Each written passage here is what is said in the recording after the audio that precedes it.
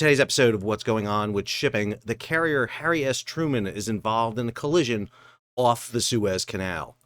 I'm your host, Sal Mercogliano. Welcome to today's episode. So we don't have a lot of information on it right now, but I want to give you what we know so far. That is, the carrier Harry S. Truman was scheduled to be going southbound in the Suez Canal along with the U.S. destroyer, the Jason Dunham, when the carrier was involved in a collision with a bulk carrier, the Besiktas M, coming out of the Suez Canal. This vessel had just come from Jordan. It had just come out of the Suez Canal. It was heading en route to Romania when the collision took place. We're going to give you the latest information we have, also where the ships are showing right now on marine traffic.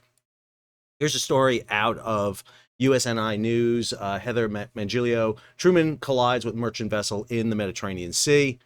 Real quick, not a lot of information coming out of Sixth Fleet, as we know. The ship collided with Besiktas M around 11:45 p.m. Wednesday near Port Said, Egypt, in the Mediterranean Sea. The Navy said on Thursday the carrier did not experience flooding and the crew did not report injuries, according to Commander Tim Gorman, a spokesman for the Sixth Fleet. Truman's propulsion plants are unaffected. The collision is under investigation with no more information available. All right, let's give you the information that we do know. This is a screenshot from marine traffic. You'll see right here, Besiktas M is just anchored here north of Port Said, or Said. I always say this wrong, so I'm going to say Port Said for right now. It is anchored right there. I've eliminated all the other vessels except for the ships in question here. So here's the ship at anchor. Then we show the two U.S. government ships that were in position. This is the Jason Dunham here. They are roughly northeast of the entrance to the Suez Canal. And then U.S. government vessels, this is Dunham right here. And then U.S. government vessel 75, that is the Harry S. Truman.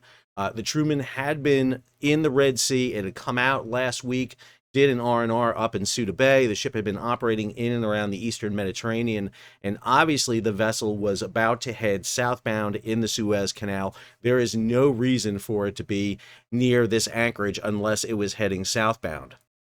Let's put the vessels on the map here, and you can see what we're talking about, how crowded it is. The collision took place roughly right here, and I'm going to show you the marine traffic replay of Besiktas M. This is where the collision took place. You'll notice up here, this is Jason Dunham, and then this is Truman. Although the Truman and Jason Dunham have stopped positioning themselves, they were not broadcasting at the time of the collision. They were not using their AIS, even though they're supposed to be using it when they're in traffic. The ship's latest reports are 12 hours old. Besiktas is transmitting live as we speak, so about 12 minutes ago.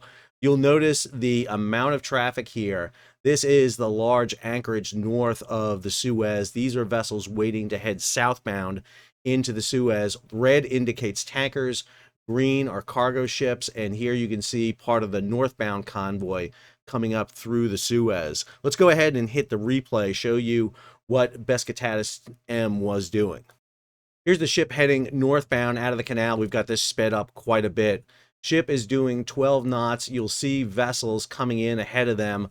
Don't mind, some of the vessels don't always track exactly right. And as the ship comes out here, it's going to come out through the northern entrance of the Suez Canal. This ship is going to set a course heading up to Romania. It will drop off its pilot and then continue on course. Now notice as we get in here, we're going to take a look at the amount of traffic. And I'll slow this down just a little bit here for you. You'll notice ships are peeling off to kind of a northwestern course here as they're going. Ships are heading up. Now I'm going to hold it right here for a second. A lot of ships here in the anchorage coming in. Besiktas is coming through here. It's going to weave its way through that anchorage and head out up here into the north. Other vessels are kind of following that same route. Notice it coming in here. I'm going to stop right here. This is about the time period we believe that the collision may have occurred. According to the report, it was at 11:45 in the morning or in the evening on Wednesday. This is showing 12 February at 21:49 UTC time. So the ship has taken a left turn at this time off its track. It's also slowing down at this moment. Now, we will not see the U.S. government ships. We will not see Jason Dunham or Truman at this time. We believe they're in this area here. I don't know why they're not showing their AIS. They should be in heavy traffic like this, showing their AIS. Couple of things to note here. A U.S. Navy vessel does not have the right of way immediately. They were not conducting air operations, or should not have been conducting air operations in and around this area, so that they would be restricted in their ability to maneuver. When carriers or any ship is conducting air operations, they will announce their restriction in ability to maneuver because they have to be on a certain course. They should not have been doing that in this area. We don't know yet, but I just want to put that out there. Here you can see Pescatatus, and this is probably the moment of the collision here. We can see a couple other vessels maneuvering at this time, and now we see Pescatatus coming in, and it's going to come to a stop here and eventually drift off. So we don't know exactly what were the details here of the collision. Notice here MSC Reef taking a course here to get out of the way. Vessels are really trying to avoid this. Here we see U.S. government vessel coming in here. This would be probably the Dunham at this point. We know that it was showing this. We believe Dunham was on the southern track. Truman was to the north of the track when the collision occurred. Okay, weeded out every track except for the three vessels here. Here is Pescatatus M coming northbound at the time. Go ahead and speed that up there a little bit. This is the track of Dunham here, and then this right here is the sole track, or the sole ping we have of the Truman. So here she is coming north. Go ahead and slow this down a little bit more here, and you'll see the vessel heading northbound. Again, very typical coming out of the Suez. It is a mass of vessels that come flooding out, and everybody starts heading their way mainly into a northwestern direction so that they can head up through the Mediterranean.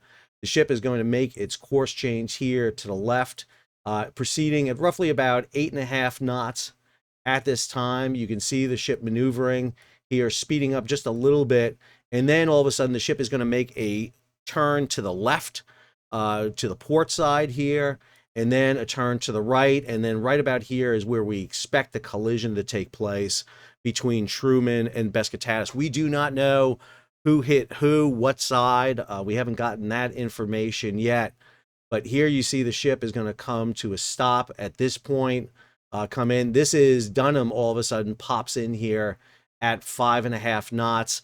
She is probably escorting Truman away from the area after the collision. That's what I'm going to assume happens here. You can see the vessel will speed up here almost to 15 knots. She's going to double back here, probably escort Truman and get her out of the area, not knowing what just happened. Was this an accident? Was this an intentional? Did Pescatatus intentionally hit the Truman? Again, we don't know. What we do know is that Truman was in an area of a lot of congestion here north of the canal. We just had the northbound convoy come out. Typically, U.S. ships will be given priority in the Suez, especially warships. They're put in the front of the column or the convoy that's heading in. So she may have been maneuvering into a position here off of Suez to be in a position to catch the pilot and head immediately southbound into the canal. They obviously don't like to announce the movement of these ships, especially an aircraft carrier. So probably why she's not showing her AIS at the time. And then you can see here, this is when Dunham gets up here with Truman up into the area over here. Again, just a lot of traffic. You got a lot of cargo ships sitting up here waiting to come in. You've got a lot of tankers waiting to head southbound. Here, as we zoom out, we've got a lot of ships coming in through the canal, and then same thing, traffic on the southern end of the canal coming in. If we look at Pescatatus's track here and we go back just a few more days here, I'll take you back to a week. You'll see the ship just came in from Jordan. Prior to that, she had come up through the Red Sea. The ship itself, 22 years old, sailing under the flag of Panama, 53,000 tons, drawing about 11 meters, length overall 188.5 meters. Her destination is Constanta in Romania. She is laden, showing to be laden at this time. When we look at ownership of the vessel, the ship is owned through a company in Turkey, the Iskenderian Gemini Corporation. The registered owner is Black Hawk Shipping out of the Marshall Islands. Classification Society is NK, which is a Japanese classification society, and P&I Club is through North Standard. We don't have a lot more on this beyond what you see here in the video. We will try to update it as we get more information. But right now, that collision seemed to have taken place within the major anchorage just north of Port Said, Port Said, where the entrance into the Suez Canal was. We're assuming that the Truman, along with Jason Dunham, was about to enter the canal, get the first in line in the Southern Canal. So she was trying to get into position to pick up pilots probably and get ahead of it. We don't know the damage. Fortunately, this is not a large vessel that hit the Truman. It's a good sized vessel, don't get me wrong. 88 meters, 50,000 tons. It's not a 300 meter, 400 meter vessel that weighs nearly 200,000 tons. So hopefully damage is going to be limited to perhaps the overhang of the vessel, but there could be hull damage. We're waiting to see what exactly is. It looked like Beskatatis M had slowed down a bit before the collision, but we just don't know at what speeds the vessel hit and what the appreciable damage is. We'll keep you posted. Until our next video, this is Sal, signing off.